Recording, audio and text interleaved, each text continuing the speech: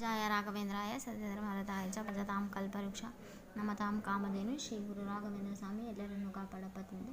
ಎಲ್ಲರಿಗೂ ಒಳ್ಳೆಯದನ್ನು ಮಾಡು. ಸರ್ವೇ ಜನ ಸುಖಿನೋ ಭವಂತು. ತುಂಬ ಟೇಸ್ಟಿ ಆಗಿರುತ್ತೆ, ತುಂಬ ಈಸಿ. ಫಸ್ಟ್ ಇಷ್ಟೇ, ಜಾಸ್ತಿ ಉಳ್ಕೊಳೋದಿಲ್ಲ. ಮಸಾಲ ಮೆಂತೆಕಾಳು ಸ್ವಲ್ಪ ಬಿಸಿ ಆದರೆ ಸಾಕು, ಅಷ್ಟೇ, ಬೇಡ. ಸ್ವಲ್ಪ ಕಹಿ ಇರುತ್ತಲ್ಲ, ಹಾಗಾಗಿ ಸ್ವಲ್ಪ ಬಿಸಿ ಮಾಡ್ಬೋದು ಮೆಂತೆಕಾಳು.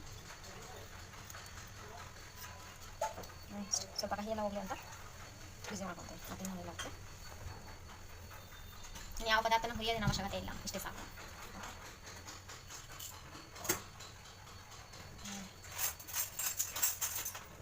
ಇಲ್ಲಿ ಸ್ವಲ್ಪ ಸಾಸಿವೆ ಹಾಕ್ಕೊತೀನಿ. ಸಾಸಿವೆ ಓಕೆ, ಅದನ್ನು ಸ್ವಲ್ಪ ಕಹಿ ಬರುತ್ತಲ್ಲ ಸಾಸಿವೆನೂ, ಅದನ್ನು ಹುರ್ಕೋಬೇಕು. ಅವೆಲ್ಲೇ ಹುರ್ಕೊಳೋ ಪದಾರ್ಥ, ಮತ್ತು ಯಾವೆಲ್ಲ ಹುರ್ಕೊಳೋ ಪದಾರ್ಥಗಳು.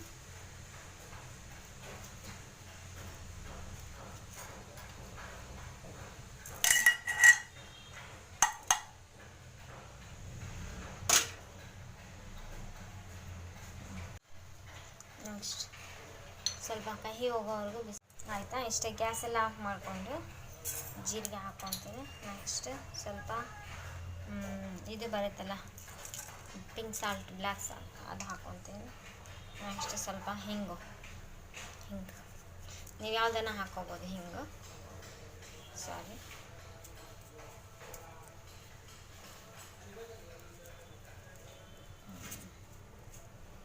ಓಕೆ, ಹಿಂಗೆ ಹಾಕ್ಕೊಂಡು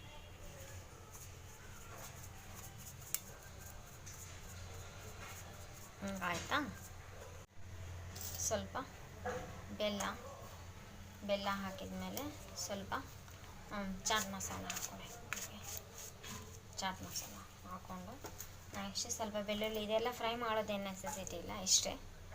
ಓಕೆ, ಇವಾಗ ಇದನ್ನ ಐತಲ್ಲ, ಇದನ್ನ ಕ್ರಷ್ ಮಾಡ್ಕೋಬೇಕು. ಮಿಕ್ಸಿ ಎಲ್ಲ ಬೇಡ, ಹೀಗೆ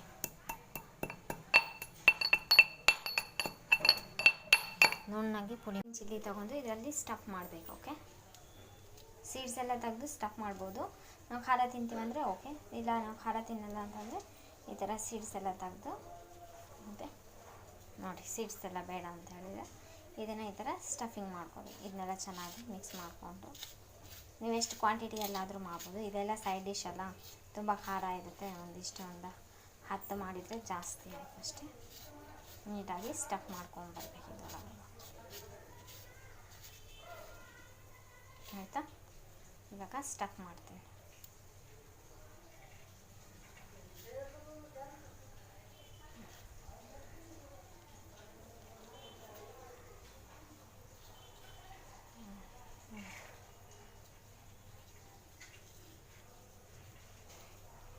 ಆಯಿತಾ,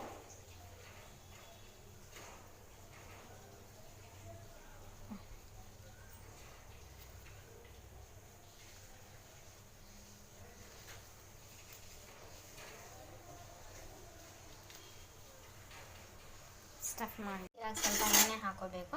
ಸ್ವಲ್ಪ ಎಣ್ಣೆ ಆಪ್ಷನಲ್, ಅದು ಹಾಕ್ಕೊಂಡ್ರೆ ಹಾಕೋಬೋದು, ಇಲ್ಲ ಅಂತ ಅಂದರೆ ಇಲ್ಲ. ಇವಾಗ ಗ್ರೀನ್ ಚಿಲ್ಲಿ ಐತಲ್ಲ, ಎಣ್ಣೆ ಸ್ವಲ್ಪ ಸಾಸಿವೆ ಜೀರಿಗೆ ಒಗ್ಗರಣೆ ಥರ. ಇಲ್ಲ ನಾವು ಬೇಡ, ನಾವು ಹಂಗೆ ತಿಂತೀವಿ ಅಂತಂದರೆ ಓಕೆ, ಹಾಗೆ ಡೈರೆಕ್ಟ್ ಆಯಿಲ್ ಹಾಕಿ ಹಾಕೋಬೋದು. ಚೆನ್ನಾಗಿರುತ್ತೆ, ತುಂಬ ಟೇಸ್ಟಿಯಾಗಿರುತ್ತೆ. ಸೈಡ್ ಡಿಶ್ ಅಲ್ಲ ಇದು, ಮೊದಲು ಕಾಲದವರೆಲ್ಲ ಜಾಸ್ತಿ ಇಷ್ಟಪಡ್ತಾರೆ ಇದನ್ನು. ಓಕೆ, ತುಂಬ ಟೇಸ್ಟಾಗಿರುತ್ತೆ. ಸ್ವಲ್ಪ ಫ್ರೈ ಆಗಲಿ ಇದನ್ನು. ಇದು ಸೈಡ್ ಡಿಶ್, ಅನ್ನ ಸಾರು, ಅನ್ನ ಸಾಂಬಾರು ಜೊತೆ ಸ್ಟಫಿಂಗ್ ಎಲ್ಲ ಒಳಗಿದೆ. ನೀಟಾಗಿ ಬೆಂದಿದೆ, ಪರ್ಫೆಕ್ಟಾಗಿ ಬೆಂದಿದೆ, ತುಂಬ ಚೆನ್ನಾಗಿರುತ್ತೆ. ಓಕೆ, ಒಮ್ಮೆ ಮನೆಯಲ್ಲಿ ಟ್ರೈ ಮಾಡಿ ನೋಡಿ. ಮೊದಲು ಕಾಲದವರೆಲ್ಲ ಇದೆಲ್ಲ ಸ್ಪೈಸಸ್ ತುಂಬ ಇಷ್ಟಪಟ್ಟು ತಿಂತಾರೆ ಇದನ್ನು, ಅವರಿಗಾಗಿ ಮಾಡಿರೋದಂಥದ್ದು. ಒಳಗಡೆ ಎಲ್ಲ ಸ್ಟಫಿಂಗ್ ಎಲ್ಲ ಇದೆ, ತುಂಬ ಟೇಸ್ಟಿಯಾಗಿರುತ್ತೆ.